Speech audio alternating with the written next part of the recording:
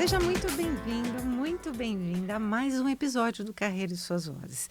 Eu sou Cláudia Cardillo e hoje eu tô aqui para falar um assunto que vai mexer com a tua empresa. Nós vamos falar sobre reforma tributária e para isso eu trago a advogada especialista do Rio de Janeiro, doutora Juliana Zobaran. Seja muito bem-vindo.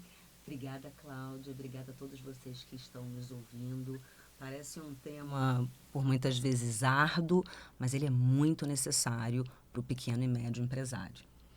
É exatamente isso. E antes de começarmos, eu quero dizer que nós estamos no programa Madrugada Astral na Rádio Vibe Mundial, transmitido também pela Astral TV e pelos meus canais do YouTube e Spotify, Cláudia Cardillo Oficial. Eu acredito que você receba aí nesse cenário de constante mudança, muita gente te perguntando sobre como que as mudanças recentes na legislação, elas impactam na prática o caixa e a sobrevivência dos pequenos e médios empreendedores. Como é que funciona isso? Na verdade, Cláudia, muito se tem propagado em termos de fake news e notícias que não têm o mínimo de razoabilidade, no sentido de que o Simples Nacional não será afetado com a reforma tributária. Então, nós precisamos olhar essa sentença sob dois aspectos que são diferentes. Não é uma premissa 100% válida. Porque, de uma certa forma, vai afetar sim e já está afetando. Então, para você que tem a sua empresa no Simples Nacional, presta atenção para tudo que você está fazendo agora, vem correndo para cá, porque essa conversa te interessa. Então, Exato. para o Simples Nacional, o que muda? Olha, inicialmente, a opção que você deve fazer todo ano, qual o regime tributário que você precisa escolher, se é o Simples Nacional, dentro das suas modalidades, pequeno, médio, empreendedor, se você vai optar pelo lucro real ou lucro presumido, a opção, este ano especificamente, ela tem que acontecer para o ano calendário de 2027, entre 1º e 30 de setembro. Então, setembro é um mês fatídico, né? Fatídico para essa opção. É um mês que já passou Copa, né? A pessoa já viveu alegria, porém ela precisa prestar atenção, né? E a gente sabe que muitos dos empreendedores pequenos não contratam um bom contador, acabam fazendo sozinho e incidem aí em vários erros fiscais que são recorrentes. Quais são esses erros que você mais observa nas PMEs e que acabam gerando dívidas ou então até bloqueando o crescimento da empresa? Um erro muito comum é justamente fazer um mix entre aquilo que a pessoa jurídica aufere como receita, ganha efetivamente, fazer um mix com a sua pessoa física. Então, assim, tem que haver uma segregação completa do que é gerado na pessoa física e do que é gerado na pessoa jurídica. Então, isso eu digo que vamos dizer assim, é o primeiro dos erros e muitíssimo comum, principalmente para aqueles que estão começando. É o que eu ia falar até, né? As mulheres, quando elas estão começando a empreender, elas acham que elas podem tirar dinheiro do caixa, da receita da empresa, para comprar aquele sapato, comprar aquela roupa que elas tanto... eu tenho dinheiro. Na verdade, não sou eu quem tenho dinheiro. A empresa, ela tem o dinheiro, mas eu posso lastrear ela também com algum fundo, né? E as pessoas não prestam atenção nisso, né? Não prestam e digo mais, além de não prestar atenção nisso, existe a ideia de que a geração do fluxo de caixa é algo que vai permanentemente acontecer. Então, não há uma preparação para aqueles momentos de escassez que podem acontecer dependendo do tipo de business, entre Natal e Carnaval, né? Onde você pode ter uma redução na sua demanda. Então, esse colchão, vamos dizer assim, que é da pessoa jurídica, ele deveria ser mantido e ali sim segregado e, de novo, não confundido com as receitas muitas vezes da pessoa física. É exatamente isso, né? Por isso que você tem que olhar para aquela receita que está entrando com muito carinho, né? Controlar com o fluxo de caixa, pegar o extrato do banco, que é uma coisa antiga, né? Que a gente tem o hábito de fazer e controlar com as entradas para ver se está batendo tudo certinho. Porque as pessoas também esquecem de calcular os impostos. Isso é muito comum, né? E muitas vezes, além de esquecer de calcular, Cláudia, eles esquecem de pagar. Ou porque estão ali equilibrando as suas despesas entre uma pessoa que trabalha com ela, que é folha de pagamento, versus o pagamento do imposto. E como é que isso se traduz em problema?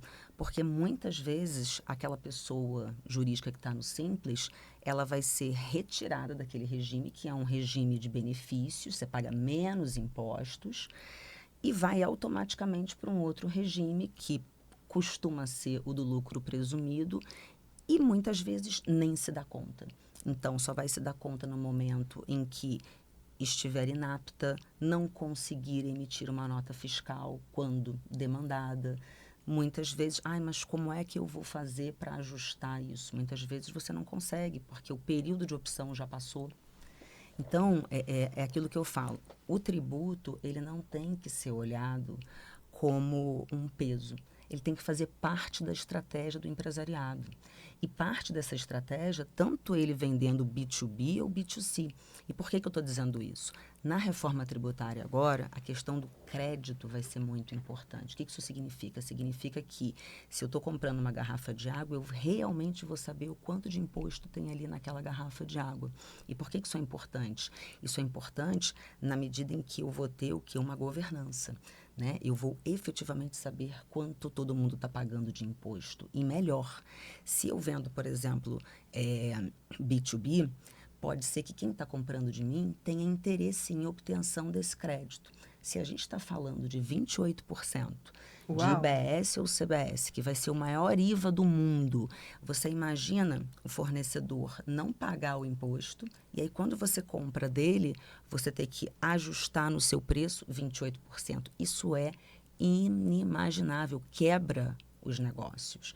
Então, esse é um ponto muito importante. As pessoas jurídicas vão ter que estar todas em compliance com a legislação. Até porque tá cheio de gente no mercado concorrente que faz um downgrade, né? Ele derruba os preços, né, da lista de preços dele lá embaixo para poder competir com você, ter essa vantagem Verdade. competitiva e fechar um contrato na tua frente. Então presta atenção, porque muitas vezes ele pode não estar calculando os impostos fazendo isso, e aí lá na frente ele tem um problema de bloqueio, né? Até que ponto o acúmulo de débitos tributários pode comprometer a saúde financeira e até colocar em risco a continuidade do negócio de uma empresa? Olha, quando nós olhamos para pequenas e médias empresas, é um risco muito alto, muitas vezes relacionado à concentração de crédito ou basicamente pelo fato de aquela empresa não se controlar, não ter uma gestão. Eu não digo só nem fluxo de caixa, mas não ter uma gestão do seu dia a dia ou mesmo da sua continuidade. E isso, Cláudia, acaba sendo uma bola de neve. Por quê? Se ele hoje está num período onde ele se encontra endividado, você pode resolver o problema se utilizando, por exemplo, se for um endividamento de impostos, você pode solicitar um parcelamento, você tem maneiras e, de fato, o governo ele te dá essas possibilidades. Mas qual é a causa raiz desse endividamento? Isso vai ser uma mera rolagem de dívida, em que ele vai ficar lá 60 meses pagando aquele valor, por exemplo, mas o que impede esse pequeno empresário de novamente não passar por esse processo? Ou seja, aqui a gente precisa olhar qual é a causa raiz do problema. Será que ele está calculando bem o quanto de margem ele tem? Será que ele já está trabalhando com a margem líquida após os impostos? Muitas vezes ele negocia desconto, preço e não se dá conta que depois ele vai ter que pagar os impostos. E aquilo não entrou e não fez parte da conta dele. Muitas vezes o cliente pede desconto. E a gente sabe disso que no Brasil é dessa forma, né? Por mais que a gente passe um valor justo para a pessoa, ela precisa levar vantagem, ela precisa sentir que ela está se beneficiando em cima do valor do fornecedor e ela fica pechinchando, né? Isso é desagradável porque muitas vezes a gente não consegue chegar e muitas vezes eu prefiro perder o negócio do que De chegar num fato. valor em que a gente vai acabar fazendo de uma maneira em que a gente não tenha como dar continuidade, né? O- Você atua tanto em São Paulo quanto no Rio e Existem diferenças de tributos entre as cidades? Como funciona isso? Para prestação de serviços, geralmente sim. Eu estou aqui em São Paulo há 20 anos, eu trabalho numa multinacional francesa, sou CLT, mas eu também tenho a minha pessoa jurídica, que é justamente aonde eu vou auferir renda, por exemplo, como professora. Então, eu sou professora de MBAs, como Mackenzie, FGV, Live University. E é aquilo que eu falo, né? A educação, e principalmente a educação financeira, ela deveria estar na pauta, né, de todas as escolas, de todos os MBAs, de todas as graduações, porque, de fato, né, a gente vê uma mudança nesse movimento ao longo dos últimos anos. Mas nunca nos foi ensinado, pelo menos não para mim, posso falar por mim, essa questão financeira de você ganhar 2 e gastar 5. Isso não existe porque é uma conta que não fecha. Então, como é que o empresário brasileiro hoje ele praticamente sobrevive, e sobrevive dentro de um nível de endividamento? A gente está falando de empresas hoje do Simples Nacional que tem um nível de endividamento aí superior a 70%. Uau, isso é muito grande. Muito grande. Você falou da educação no país, né? Eu acredito que a gente precise olhar para as universidades de uma forma diferente agora. Já deveria ter sido feito isso no passado, mas acho que nunca é tarde para se começar. Da mesma forma que a pessoa se forma e ela tem o direito de escolher uma especialização, ela poderia ter o direito, de uma vez que não foi aprendido a empreender na universidade, Claro. ter uma especialização. Ensinar como empreender dentro da universidade é muito mais fácil do que ela ter que aprender na prática, No errando, sofrimento, no na dor. sofrimento, na dor, e muitas vezes pagando muito mais caro por um curso de especialização, um curso que transforma todo aquele conhecimento dela em produtos palatáveis para que ela possa vender. Então, deveria haver essa orientação. Mas sabe, Cláudia, aqui eu vou deixar para os ouvintes aqui, para quem está nos assistindo, um hashtag Fica a Dica, que é assim: você não precisa muitas vezes ir para uma universidade para ter acesso a isso. O Sebrae, ele tem um papel muito relevante no Brasil. Excelente dica. Eu adoro a utilização dos serviços do Sebrae, porque eles vão na veia, né? Na raiz do problema. Eles fazem todo aquele diagnóstico da empresa, mesmo antes de abrir, para saber entender o que será vendido, o que será comercializado, se é um produto ou um serviço, para que a partir daí, sim, eles possam dar a diretriz. Então, é muito importante isso que você trouxe, porque as pessoas não sabem que o serviço é gratuito também. Exato. É muito exatamente. claro que tem muitos Claro. cursos pagos, Exato. mas tem muito curso na plataforma que você tem acesso, e são cursos muito práticos, né? Aqueles cursos de 10 aulas. Eu mesma já fiz vários cursos no Sebrae, porque participei de vários eventos de networking, porque eles realmente dão essa diretriz. E é muito mais fácil para quem está começando começar do jeito certo. Exato. E além do Sebrae, né, a gente tem tanto conteúdo hoje em dia na internet. Obviamente, você precisa de um grau de avaliação para saber o que funciona, o que não funciona, mas qualquer coisa que você queira fazer em termos de empreendedorismo, você vai encontrar podcasts como o seu, orientações também de pessoas e profissionais que, de fato, podem entregar diferenciais competitivos para essas empresas, né? Eu acho que hoje você tem muito acesso à informação. Hoje, sim. Quando eu comecei, eu tinha 27 anos. A minha primeira empresa foi oferecendo serviços de treinamentos com música para qualidade e bem-estar de vida dentro das empresas corporativas. Mas eu era uma artista. Como saber o que treinar, eu sabia. Eu não sabia como eu tinha que fazer as contas. Então, eu contratei um contador logo de início, né?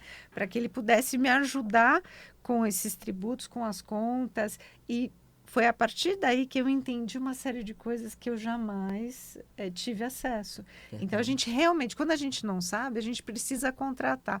Depois disso, eu fiquei 3 anos com essa empresa, passei por uma outra empresa de marketing esportivo, até que há 20 anos eu me encontrei com a minha agência de comunicação. Mas a gente passa por um momento de aprendizagem, né? Seja na prática ou antes de acontecer, a gente precisa realmente de orientação, né? E sobre quero falar sobre estratégia e inteligência tributária, que era o que você já estava começando a delinear, né? Quais estratégias legais e contábeis o empreendedor precisa adotar para que ele possa reduzir a carga tributária de forma segura e sustentável?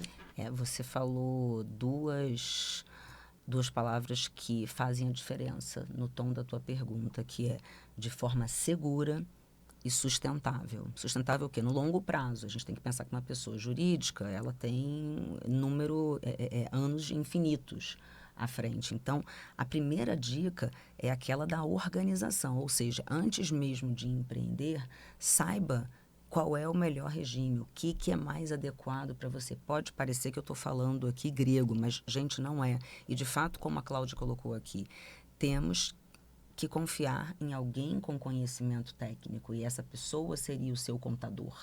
Agora, também precisamos, sob um outro ponto de vista, questionar muitas vezes o que o contador está oferecendo. Então, geralmente, ele vai oferecer para você uma modalidade do Simples Nacional. Pode ser que com o crescimento ou no outro ano você já esteja ali muito próximo ao limite e você precise o que se reorganizar. E muitas vezes esse contador, porque trabalha com um volume de clientes muito grande, não está atento ou não está atento às mudanças. Exato. E eu ia colocar exatamente essa questão porque são detalhes que mudam toda a construção da empresa, né? Se o contador ele não se adaptou ao momento presente, ele vai com certeza fazer alguma coisa que pode prejudicar a empresa. Então, a gente tem que ter muita transparência, né? E eu até vou dar um exemplo aqui. Eu, com a empresa de contabilidade que eu contratei, já tem alguns anos que eles prestam serviço para mim, é tudo via plataforma, é tudo online. Então, eu vejo todos os tributos que eu preciso pagar antecipadamente. Eu coloco as minhas notas fiscais, tudo que eu recebi, né, o que eu paguei. Entrada, saída é tudo muito intuitivo, muito responsivo, muito fácil. Então, se você tem um contador antigo que ainda manda para você os tributos para você pagar ou pede para você pagar na conta dele, fica com o olho bem aberto, porque as coisas mudaram hoje em dia. E a gente sabe no mercado que tem muita gente que acaba se prejudicando exatamente por causa disso, né? Exato. E uma outra dica também, Cláudia, que eu acho relevante, de acordo com toda essa modificação da reforma tributária, que, gente, já começou, né? Não é algo, né? Eu costumo falar sobre reforma e falar, isso é só ir lá em 2033. Não, já começou. Ano que vem a gente já tem a troca do PIS e da COFINS para o CBS, né? Esse ano a gente já tem que ajustar as notas fiscais para colocar Inclusive os mudam campos. os nomes, né? Muda os nomes, exatamente. E ano que vem, 2027, todas as empresas, inclusive as do Simples Nacional, vão precisar emitir nota fiscal já com esses dois campinhos, né, do IBS e da CBS. Inicialmente, o IBS não vai ser pago, é apenas uma informação meramente de controle, mas o CBS ele já vai fazer parte do somatório daquela nota fiscal, ano que vem já. Então, o pessoal precisa se preparar e precisa também bater na porta do seu contador, da sua equipe, por exemplo, de TI. Né? Se você trabalha com e-commerce, por exemplo, você vai ter que fazer todo esse ajuste. Ah, eu estou dentro de um marketplace. Como é que você vai fazer esse ajuste dentro de um marketplace? Ah, não, eu tenho aqui o meu sistema de vendas já totalmente parametrizado. Ok, mas como você está pronto, adaptado e preparado para essas mudanças, a gente está falando de um espaço temporal aqui de menos de 8 meses, né? 7, 8 meses, até janeiro. Então, veja, é muita mudança para todos, mas em especial pequenas mudanças, mas extremamente relevantes para o Simples Nacional. E você pôs o dedinho numa ferida, porque o brasileiro adora deixar tudo para a última hora, hora, né? E acha que está tudo bem. Na verdade, não, né? A gente precisa tomar muito cuidado com isso, né? Verdade. Sobre esse momento em que nós vivemos, nós precisamos tomar algumas decisões como empreendedores, empresários. E existem pessoas que vivem em cenários de endividamento, que é o que você trouxe lá atrás, né? Como esse empresário pode decidir entre renegociar os tributos ou aderir aos programas de parcelamento? Olha, basicamente, essa informação ela é dada via um domicílio fiscal, ou seja, como se chegasse um e-mail do governo para você, e aí o empresário precisa ficar atento, porque muitas vezes eles deixam essa caixa postal com alguém, um contador, ou um estagiário, ou alguém que talvez não vá se atentar. Na medida em que você recebe essa comunicação do governo, você tem 45 dias para fazer uma opção. Então, existem opções, sim, que você pode parcelar, a depender do valor, em tantas vezes, com juros reduzidos, sem multa. Então, é importante que o empresário ele esteja atento a isso também. Só para você ter ideia, eu tenho, na minha pessoa física, hoje, uma pessoa que trabalha na minha casa, numa função de empregada doméstica. E lá a gente tem o e-social, por exemplo. No e-social, e olha que não é na pessoa jurídica, eu já tenho essa informação, vamos imaginar, se você esqueceu de pagar o INSS, o FGTS, alguma coisa, já nessa caixa. Então, veja, afeta tanto a quem é PJ, afeta também a quem é pessoa física, somente delineando aqui que essa é uma responsabilidade do cidadão. Então, pagar impostos não significa criticar e dizer assim, mas eu não sei aonde o meu dinheiro é ou não empregado. Sim, aí você vai conversar com o legislativo. Aí você vai votar em pessoas melhores que possam responder a tua pergunta.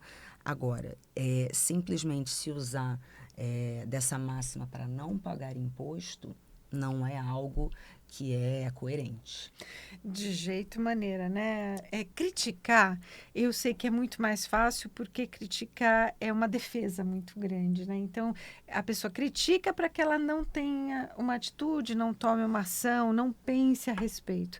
Mas a gente precisa tomar muito cuidado porque a médio e longo prazo isso impacta diretamente no quanto você aumenta de dívida. Né? E é galopante isso, né? É impressionante, né? Eu conheço amigas que têm suas empresas que renegociaram, né? E dentro da renegociação existem aí alguns pré-requisitos que precisam ser cumpridos. Observados. Então, ela sempre me fala, olha, agora eu estou dando nota tudo direitinho, estou fazendo tudo direitinho, porque eu não posso fazer nada errado durante esse período de renegociação, não pode atrasar o parcelamento, Não, nada, exatamente. né? Para que a pessoa possa limpar toda o nome da empresa, o CNPJ dela, né? Então, existe solução, sim, mas a pessoa, o empreendedor, precisa buscar essa solução o mais rápido possível, né? E o mais rápido possível mesmo, Cláudia. Por quê?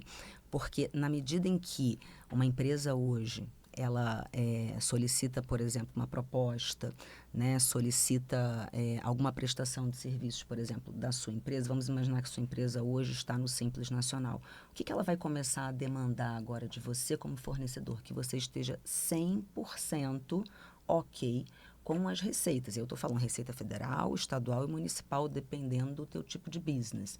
Por que isso é relevante? E aí é um ponto da reforma tributária que a gente costuma ressaltar, que é a transparência. Eu vou saber se você está ok ou não.